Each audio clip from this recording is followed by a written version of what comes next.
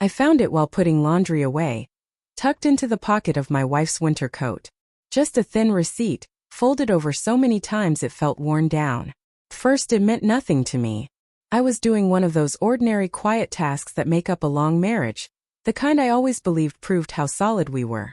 I was the husband who rolled his eyes when friends joked about cheating, the one who said, "Not us."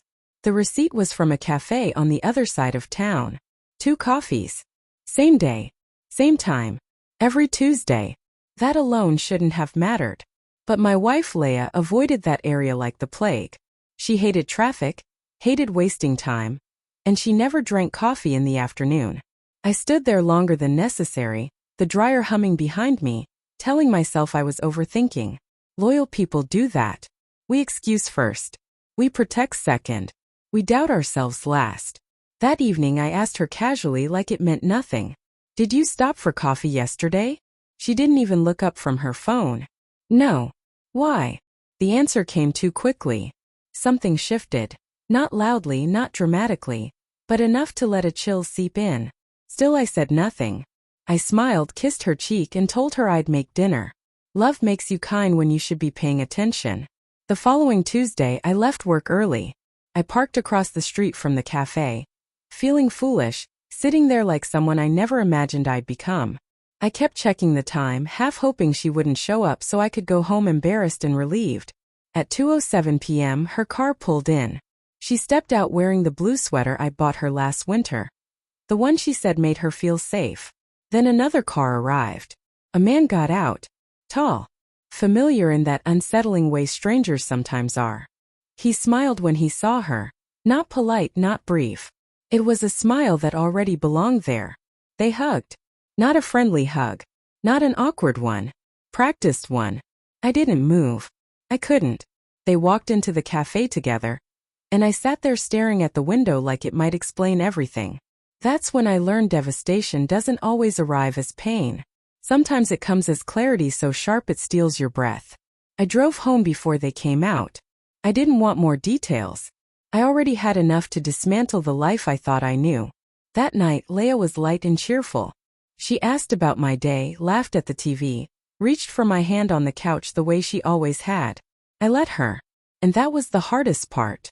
Because devotion doesn't vanish the moment truth appears. It lingers. Confuses. It makes you participate in your own undoing. Over the next few days I watched her with new eyes. The way she angled her phone away while texting. How she showered the second she got home. How she corrected herself mid-sentence, like she was constantly editing reality. I told myself I needed proof. Not for revenge but for my sanity. Came faster than I expected. Her phone buzzed while she was in the shower. I didn't grab it right away. I just watched it light up again and again, impatient. The name wasn't hidden. Mark. The preview was short. Same place, same time. "I miss you." My hand shook so badly I had to sit down. I didn't scroll. I didn't search. I didn't need to. Every unexplained mood, every late errand, every tired excuse rearranged itself into a story I never agreed to be part of. When she came downstairs, wrapped in a towel, softly humming, she stopped when she saw my face. "What's wrong?" she asked. I held up the phone. Her shoulders dropped, not in shock but in surrender. "I was going to tell you," she said. Every betrayed spouse hears that sentence. It's the lie people tell themselves so they can sleep. "How long?" I asked. She hesitated, then whispered, 8 months. 8 months. My mind started counting automatically. Holidays, birthdays, quiet mornings, all of it stained. "Do you love him?" She cried then, like tears could soften the damage. She said it just happened. That was the moment something inside me broke cleanly, not slowly. Because affairs don't just happen. They're chosen. Over and over again. I slept in the guest room that night, staring at the ceiling, replaying our life and wondering how I could be so present and still so blind. The consequences unraveled quickly after that. Mark wasn't single. His wife contacted me after finding messages I'd never seen. She was calm in a way that scared me. "I'm filing," she said. "You might want to protect yourself." Protect yourself. As if love hadn't been my shield for years. Friends pick sides without asking questions. Leah moved out, moved back, then left again. Promises were made, broken, and repeated. One day she stood in our kitchen and said, "I didn't think you'd actually leave." That sentence told me everything. She believed my devotion was permanent, unconditional, endless. She didn't understand that devotion without honesty isn't love. It's endurance. And endurance runs out.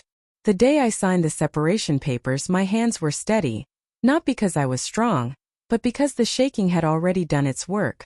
Leah sat across from me, searching my face for something familiar. "I never wanted to hurt you," she said. "I believe you," I replied. "But you did."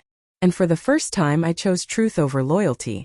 Devotion had shaped who I was for so long that letting go felt like losing a part of myself. But when I walked out of that office, something unexpected happened. I took a full breath. Not the tight breath of denial. Not the shallow breath of suspicion. A real one. Because devastation doesn't always destroy you. Sometimes it frees you from a lie you were living too faithfully to question.